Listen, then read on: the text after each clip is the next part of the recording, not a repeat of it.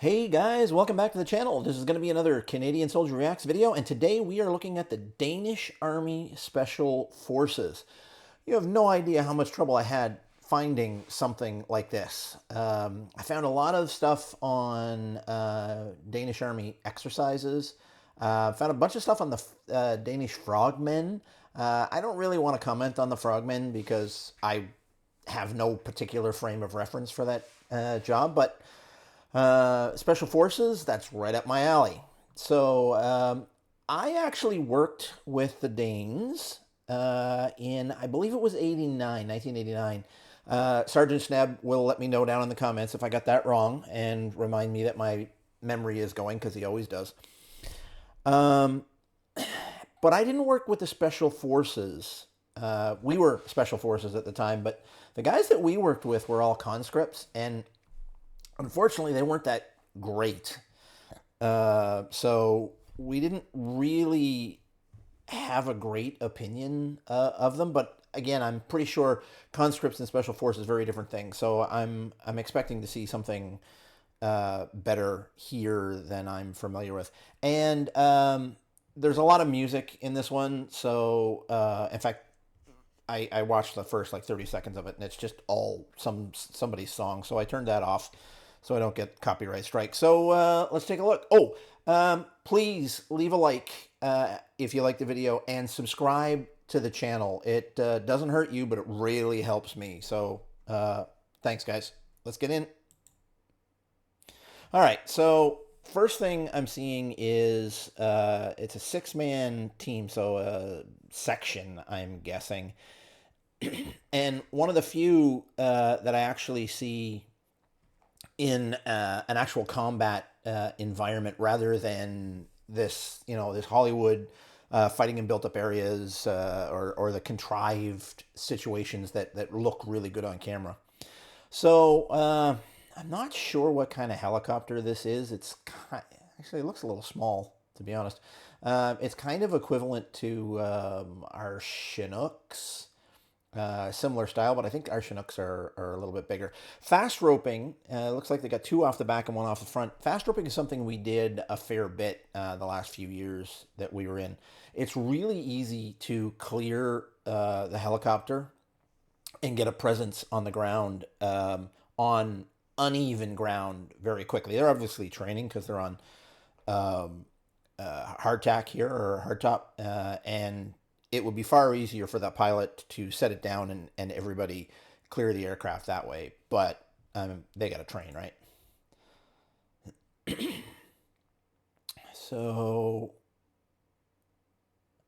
okay, this is rehearsals. Yeah. See, they're following some pretty specific prescripted movements, and they've got their hands as if their weapons are there, but they don't have their weapons. So this would be what we call rehearsal drills. Every time we're going to go into an attack, we always rehearse so that everyone knows what's going to happen. And we will rehearse what happens if things go wrong, too.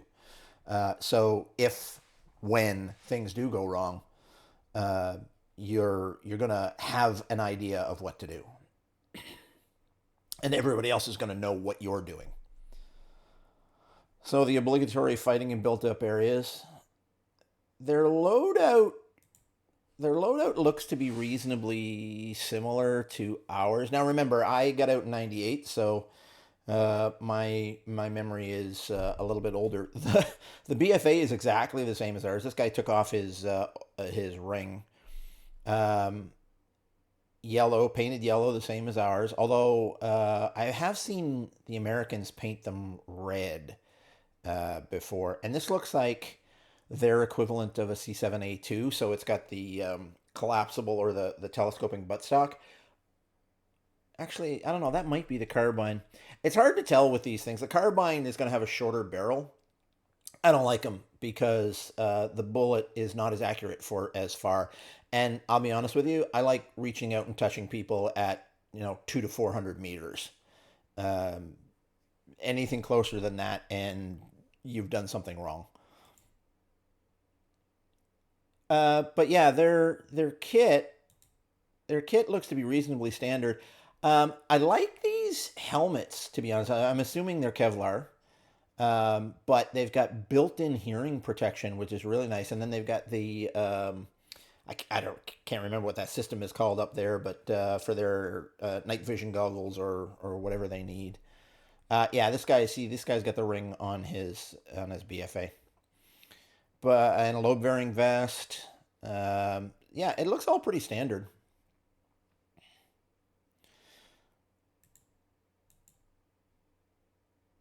Oh, now this guy's got a thigh holster with a pistol. Those were not common. The section commander and possibly the two I see would get those, but most people didn't have them, and most people didn't want them, especially like that because they're far easier to lose than you would like. Mine, I always had mine tied in. I had a special braided cord on mine, and I would either carry it in the hot thigh holster or I would carry it in my top. I would actually use the mag pouch from because we have four mag pouches right here. I would take one of those mags out and I'd put the pistol there, and then I would run the braided cord over to this side so that when and it was a special knot so that it was small here, but I could take it out and extend my arm, and it would just come right out. So, but the most that it would ever drop would be that, what is that, 2.5 feet, whatever that is, 2 feet. But most people didn't like to carry him because one or two guys lost them, and that was a bad day.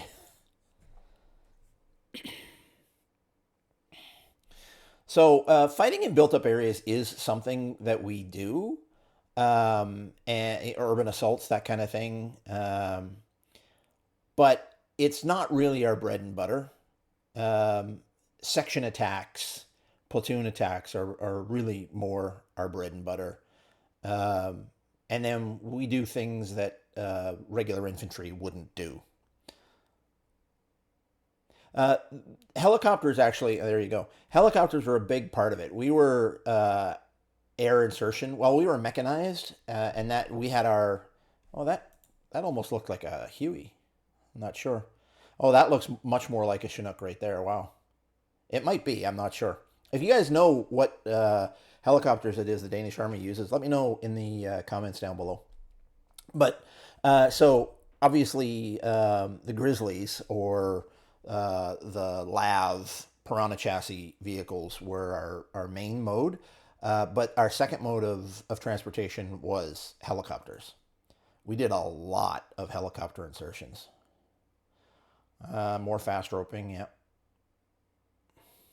You can actually clear that helicopter and have a presence on the ground in probably 30 seconds. And when I say a presence, I think the Chinooks, they might have held 30 or something close to 30 troops. So that's basically a full platoon. And you get a platoon presence established on the ground within 30 seconds where you didn't expect people to be able to be. That's effective.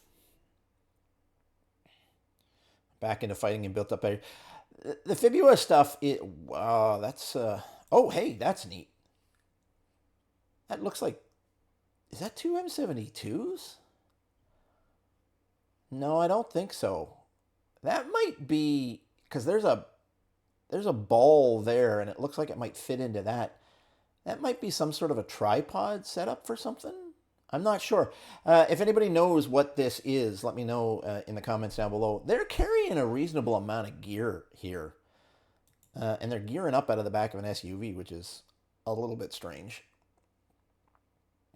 Oh, there's a camelback of some sort by the look of it.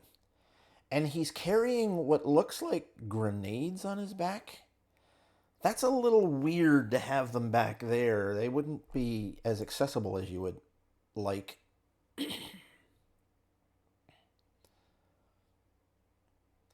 Everything's got to be easily accessible when you're in the thick of the battle. Yeah, so there's a lot of training here. Oh, jumping? Nope, more fast roping. A lot of fast roping. These guys, like us, these guys did a lot of air, or do a lot of air insertions. This is pretty cool. Stacked right on top of each other too, which is good.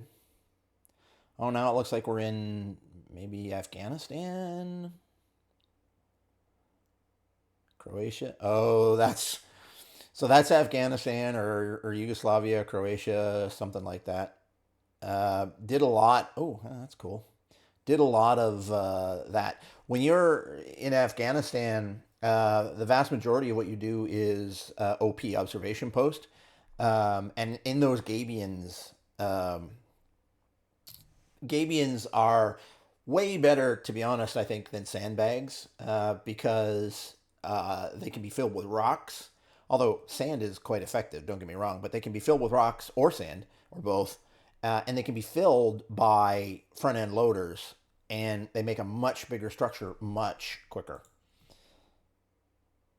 So it looks like they're doing some pretty realistic training here, which is good.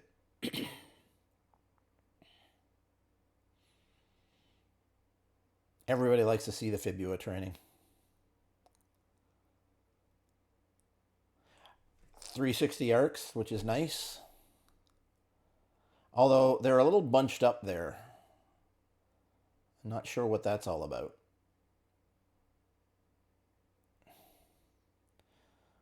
Shotgun on the door. Five rounds in that room when he went in. Although, okay, there it is. So when you're clearing a room, first thing that'll go in, I mean, some people say it's a flashbang. More often than not, it's an actual grenade, right? That's the best kind of flashbang that you can have. And then the team will follow after that. If you've got a shotgun, they'll go in like he did and basically just spray the entire room. They don't even care what's there. Uh, Sergeant Sneb actually has a good story about that. And I'm going to tell his story since he doesn't come on the show uh, nearly enough. So he was telling me he was training safety, our range safety officer, training standards on live fire range for, I believe it was the reserves in Canada. Um, so not the regular force. And they asked him if he wanted to go in and run the course. So he did, and he came out, and the officer got upset at him. He said, "You killed everybody. You weren't supposed to do that."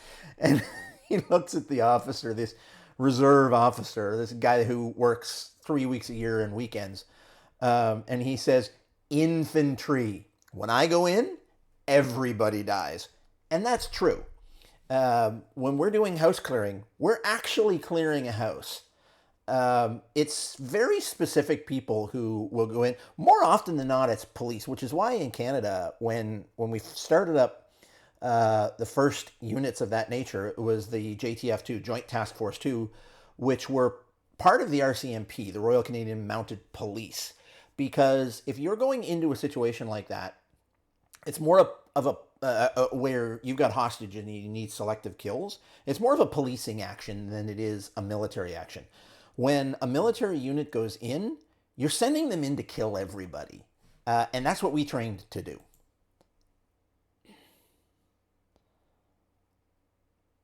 A lot of smoke. There you go. There's the grenade or flashbang, whatever it is. Flashbang is useless in that case because you're going in with bullets after that, right? So why not just use an actual grenade?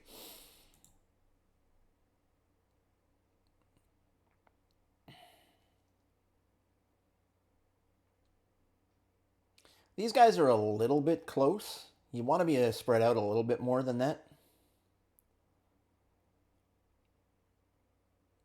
Just some staging stuff.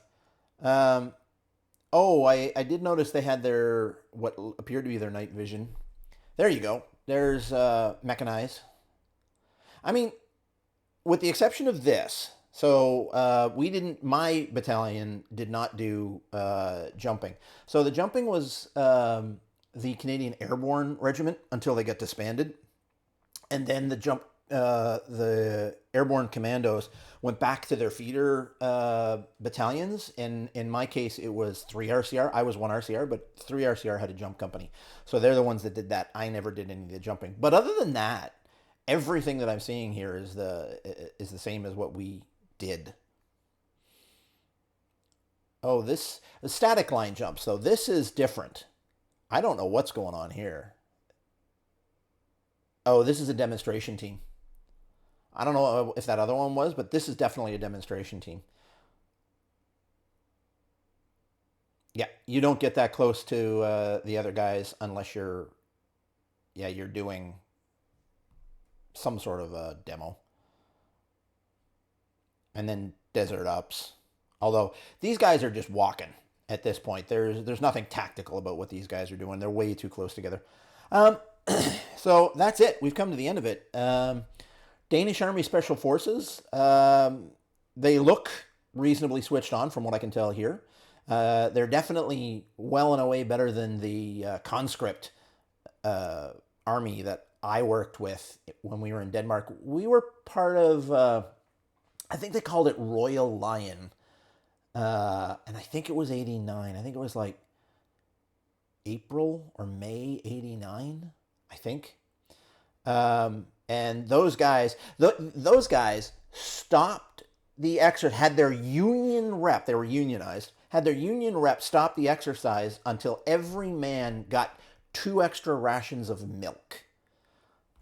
So we were not fans of those guys, the conscripts. But these guys look like they know what they're doing. So that's it for today, guys. Like I said at the beginning, please leave a like on this if you like it.